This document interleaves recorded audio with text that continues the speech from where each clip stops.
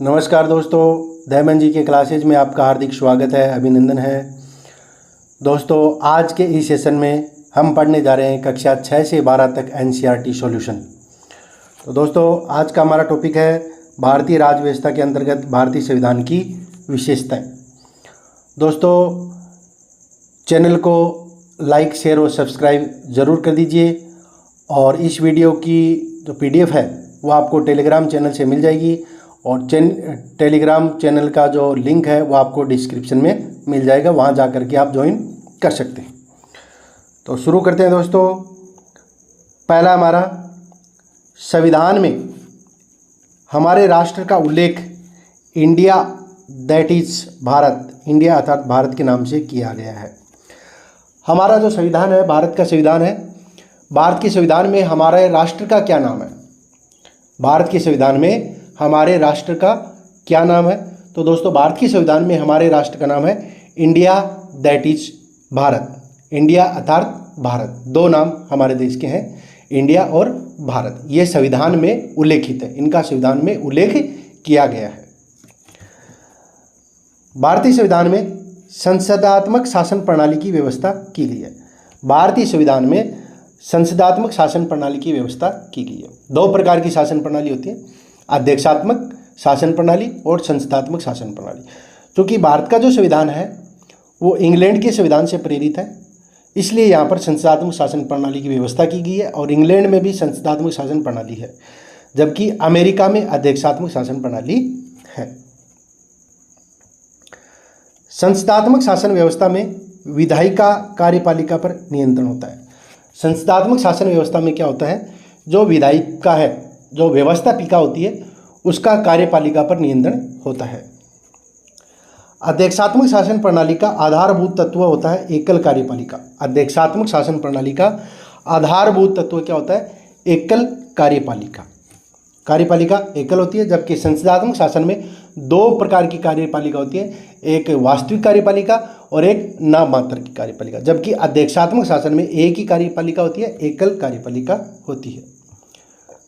भारत की संसदीय प्रणाली और ब्रिटेन की संसदीय शासन प्रणाली के मध्य मुख्य अंतर है न्यायिक समीक्षा। ब्रिटेन में न्यायिक समीक्षा का प्रावधान नहीं है, जबकि भारत के संविधान में न्यायिक समीक्षा का प्रावधान किया गया है। यही मुख्य अंतर है ब्रिटेन की और भारतीय संसद प्रणाली में। केंद्र और राज्यों के मध्य शक्तियों के वितरण से निर्धारित होता है कि भारत का संविधान परिसंघीय है। भारत के संविधान में केंद्र और राज्यों के मध्य शक्तियों का वितरण किया गया है और इस शक्तियों के वितरण से निर्धारित होता है कि भारत का संविधान कैसा है। भारत का संविधान है परिसंघीय। कैसा है भारत का संविधान? भारत का संविधान है परिसंघीय। नेक्स्ट है, भारतीय संविधान के प्रमुख मूल्य हैं। कौन कौन से हैं? स्वतंत्रता, समानता, भ्रातृत्व, संप्रभुता, समाजवादी, पंथनिरपेक्षता और लोकतंत्र।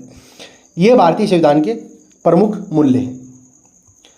ग्रेनविल ऑस्टिन ने नीति निर्देशक तत्व व मूल अधिकारों को संविधान की आत्मा कहा है। ग्रेनविल ऑस्टिन ने जो भारतीय संविधान में जो नीति निर्देशक तत्व दिए गए हैं, हमें मूल अधिकार दिए गए हैं, इनको क्या कहा है? संविधान की आत्मा कहा है।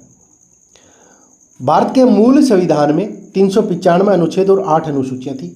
मूल संविधान में 395 अनुच्छेद थे और 8 अनुसूचियां थी। अभी अनुसूचियां हो गई हैं कितनी? 12। कितनी अनुसूचियां हो गई? अभी 12 अनुसूचियां हैं वर्तमान संविधान में। जन गण मन, जो कि हमारा राष्ट्रगान है, सर्वप्रथम कांग्रेस के कलकत्ता अधिवेशन 1911 में गाया गया।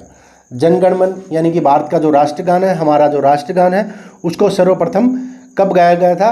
कांग्रेस के कलकत्ता अधिवेशन में गाया गया था सर्वप्रथम। और कब गाया गया था? 1911 ईस्वी में। राष्ट्रगान के गायन का मानक समय है 52 सेकंड। 52 सेकंड का मानक समय है राष्ट्रगान को गाने का। भारतीय संविधान की जटिलता के कारण इसे वकीलों का स्वर्ग कहा जाता है। भारतीय संविधान इतना जटिल है कि कतिपय विद्वानों ने इसे वकीलों का स्वर्ग कहा है। केसीवेयर का कथन है कि भारतीय संविधान अधिक कठोर और अधिक लचीले के मध्य एक अच्छा संतुलन स्थापित करता है। केसीवेयर का कहना है कि भारतीय संविधान जो है वो अधिक कठोर और अधिक लचीले के मध्य एक संतुलन स्थापित करता है। यानी कि बीच का संविधान, न अधिक कठोर है न अधिक लचीला है। इसलिए केसी वेयर ने भारत के संविधान को एक अर्धसंघात्मक कहा है। भारतीय संघ को क्या कहा है? एक अर्धसंघात्मक कहा है। आइवर जेनिंग्स का कहना है कि भारतीय संविधान के निर्माताओं ने अल्पसंख्यकों के हितों तथा भावना के महत्व को कम करके आंका है। ठीक है, आइवर जेनिंग्स ने क्या कहा है कि भारतीय संविधान के जो निर्माता हैं उन्होंने अल्पसंख्यकों के हितों और भावना के महत्व को कम करके आंका है। भारतीय राजनीतिक सत्ता का प्रमुख स्रोत है जनता। भारतीय जो राजनीतिक सत्ता है उसका प्रमुख स्रोत क्या है? जनता है, भारत की जनता। डॉक्टर भीमराव अंबेडकर का कहना है कोई भी संविधान कितना भी अच्छा क्यों न हो, यदि उसे क्रियान्वित करने वाले बुरे व्यक्ति हैं तो संविधान भी बुरा हो जाएगा।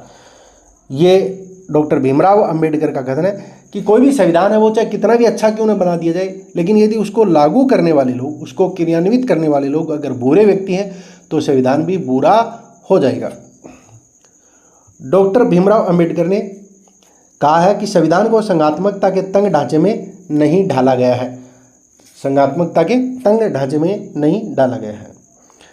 महात्मा गांधी का कथन है भारत की स्वतंत्रता के बाद भारतीय राष्ट्रीय कांग्रेस को एक राजनीतिक दल के रूप में भंग कर दिया जाना चाहिए। यह महात्मा गांधी ने कहा है। ग्रेनविल ऑस्टिन ने कहा है भारतीय संघवाद को सहकारी संघवाद कहा है। ग्रेनविल ऑस्टिन ने भारतीय संघवाद को क्या कहा है? सहकारी संघवाद कहा है। क्या कहा है? सहकारी संघवाद। ग्रेनविल ऑस्टिन ने भारतीय संघवाद को क्या कहा है? सहकारी संघवाद। अध्यक्षात्मक शासन प्रणाली में कार्यपालिका की समस्त शक्तियां राष्ट्रपति में निहित होती हैं। अध्यक्षात्मक शासन प्रणाली होती है जिसमें कार्यपालिका की समस्त शक्तियां जो होती हैं वो राष्ट्रपति में निहित होती हैं, जैसे कि अमेरिका। मौलाना अब्दुल कलाम आज़ाद ने संविधान सभा में वयस्क मताधिकार को 15 वर्ष के लिए स्थगित करने की बात की थी। मौलाना अब्दुल कलाम आज़ाद ने कहा था कि भारतीय संविधान सभा में कहा था कि वयस्क जो मताधिकार है उसको 15 वर्ष के लिए स्थगित कर दिया जाना चाहिए। भारत का राष्ट्रीय पशु है बाघ। भारत का राष्ट्रीय पशु बाघ है और भारत का राष्ट्रीय पुष्प है कमल। भारत का राष्ट्रीय पक्षी मोर है। भारत के राष्ट्रीय ध्वज के चक्कर में 24 तीलियां हैं। एस.आर. बोम्मई बनाम भारत संघवाद 1994 में उच्चतम न्यायालय ने कहा भारतीय संविधान एक परिसंघात्मक संविधान है। भारतीय संविधान एक परिसंघात्मक संविधान है। तो दोस्तों आज का वीडियो आपको कैसा लगा कमेंट करके ज़रूर बताएं, और दोस्तों वीडियो को याद करके सब्सक्राइब कर दीजिए, लाइक कर दीजिए और शेयर कर दीजिए। तो दोस्तों जल्द मिलते हैं नेक्स्ट वीडियो में, तब तक के लिए नमस्कार, जय हिंद, जय भारत।